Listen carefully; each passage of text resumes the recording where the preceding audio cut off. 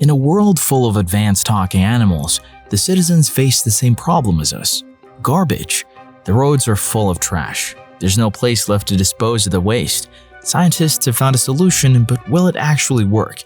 Let's find out. Today, everyone's eyes are glued to the television screens. The group of famous scientists will present their solution for garbage disposal.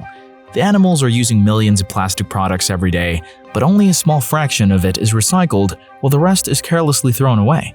Scientists have decided to send all the waste into space by putting it inside hundreds of rockets. Just like they polluted the Earth, now they will pollute the space too. No one cares what happens outside this world but except Murkit. He's a young scientist who's against this idea. He's rushing to the broadcast with his assistants, Nikati and Shakir. The security doesn't let them enter, but Nikati got an idea. He opens the air vent and gets inside. Murkit follows his lead and reaches the vent above the broadcast room. As soon as Murkit jumps inside, he realizes it is the women's restroom. After getting beaten up, they continue their journey to the next vent. Due to his large weight, Nikati can't hold himself for long and breaks out of the vent. Coincidentally, he has reached where the broadcast is done.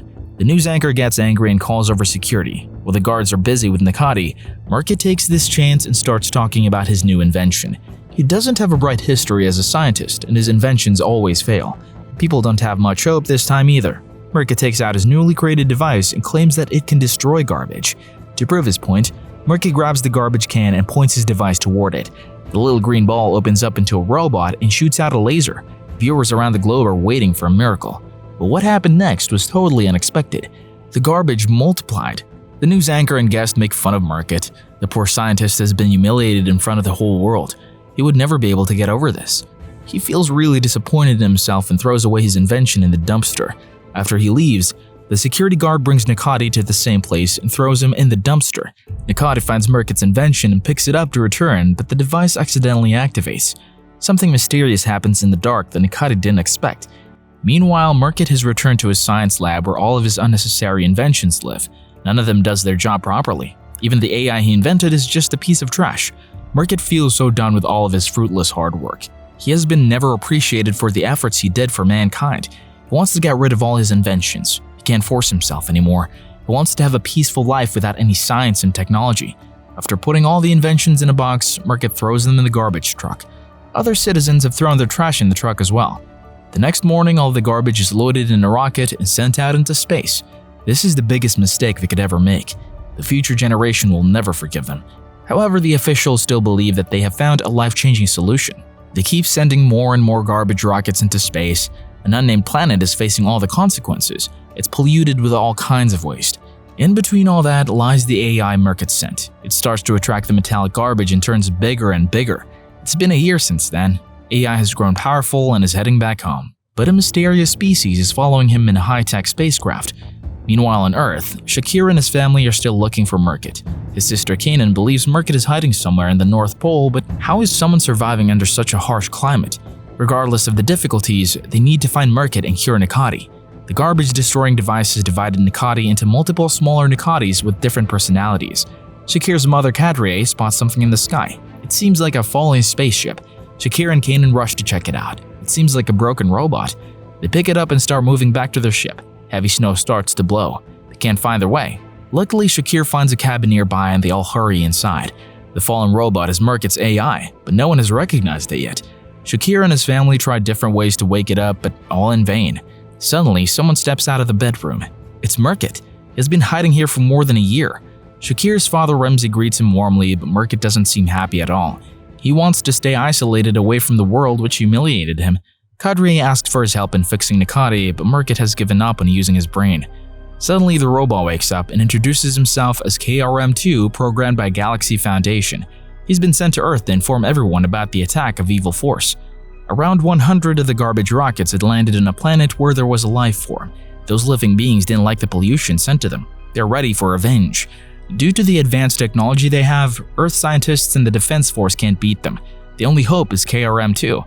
He wants to reach the space agency and hack into their system. Then he will be able to control the thousands of garbage rockets sent into space and will use them against the alien attack.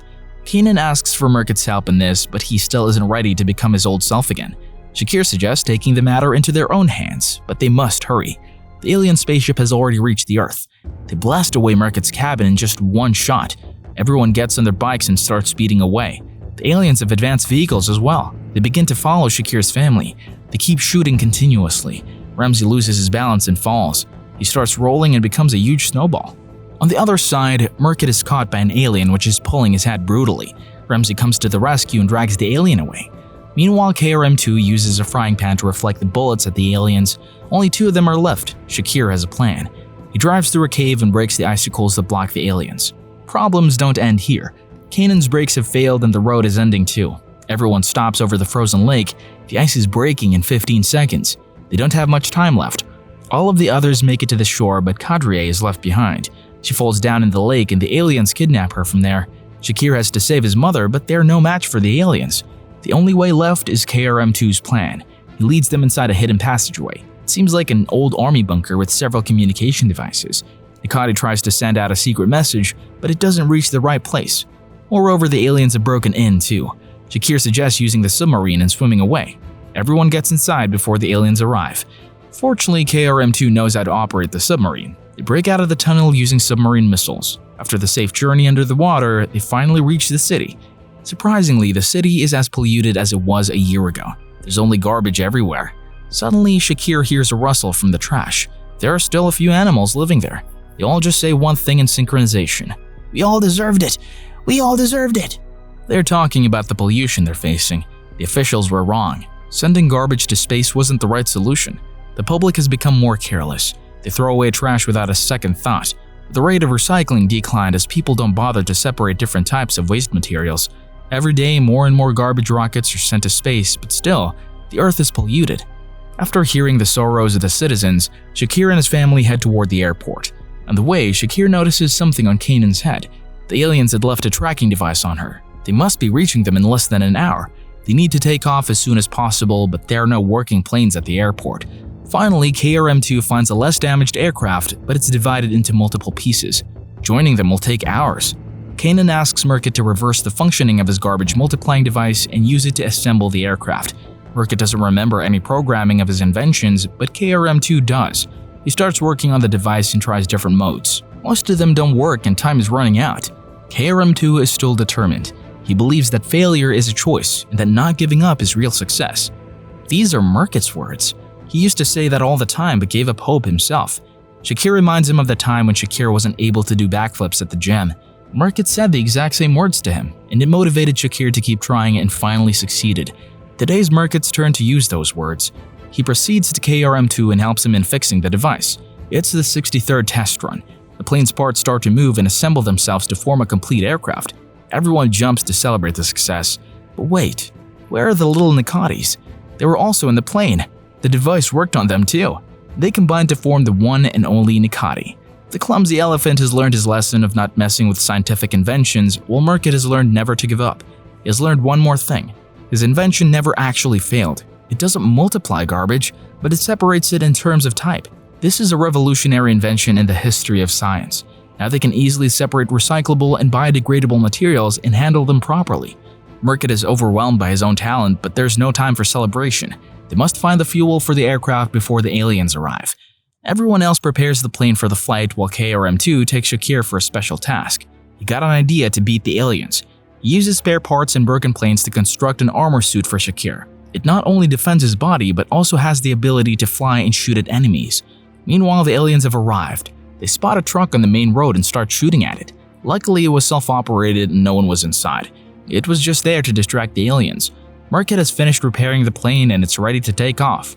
All of a sudden, a small ball is thrown inside. It's a sonic bomb. The plane is destroyed and all the hard work goes in vain. How are they going to escape now? When everyone runs out of ideas, Kanan's brain still works. She plans to steal the alien aircraft and fly away. Everyone loves her idea. Nikati and Shakir beat the aliens and Ramsey proceeds to steal the aircraft. He distracts the pilot and Nikati knocks him down. They all get inside and leave the remaining aliens in Shakir's hand. He beat them all in no time, but his armor has run out of fuel. Luckily, he can still use the aliens' hoverboard. Meanwhile, KRM-2 and others have traveled up into the sky to save Kadriye. Ramsey and Nikati sneak into the spaceship and start looking for Kadriye. They reach the yoga room where all the aliens are meditating. They must task them really carefully and quietly. They almost escape the room, but then Nikati hits one of the pillars and all of them drop down like dominoes. The aliens get alerted by the sound and capture the poor animals. On the other side, KRM-2 is speeding his way to the space agency, but a few aliens are right behind him. They're shooting continuously. Thankfully, Shakir has come to rescue them. He knocks away all the aliens and they finally land safely at the space agency. Merkit is helping the AI to the fullest, but he's still not aware of the harsh reality. Actually, the aliens aren't that bad. They didn't harm Kadriye but kept her in a good environment with lots of food and facilities. Their leader explains the whole situation to Remzi. They did get the garbage rockets and were looking for the source, but they never intended to solve the issue with violence. Then one day, KRM-2 stole one of their spaceships and proceeded to destroy the Earth. The aliens have actually come to stop him and save the Earth. All this time, KRM-2 was an enemy disguised as a friend. Now it's too late to stop him. He's already programmed the garbage rockets and they're aiming for Earth. Merkit is shocked at his behavior, but KRM-2 is doing all this as revenge. Merkit threw him away in the garbage and now he will throw all the garbage on Earth. That's why you shouldn't rely on artificial intelligence so much. KRM-2 has transferred all the rocket controls to a remote. No one can stop him now. He has also snatched away Shakir's armor. But this won't stop him. Shakir gets on a golf cart and drives after KRM-2. Suddenly, a bunch of chefs come to the rescue. They are the ones who accidentally received Nikati's emergency message, but they still came to help.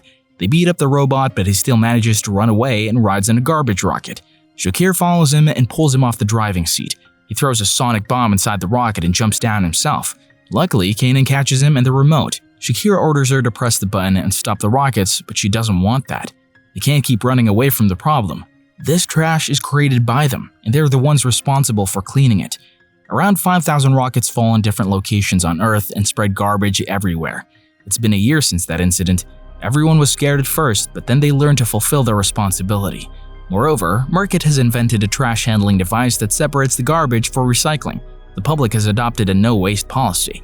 They clean their houses and streets by themselves and use proper waste disposal methods. We only got one beautiful home called Earth, so we must take good care of it.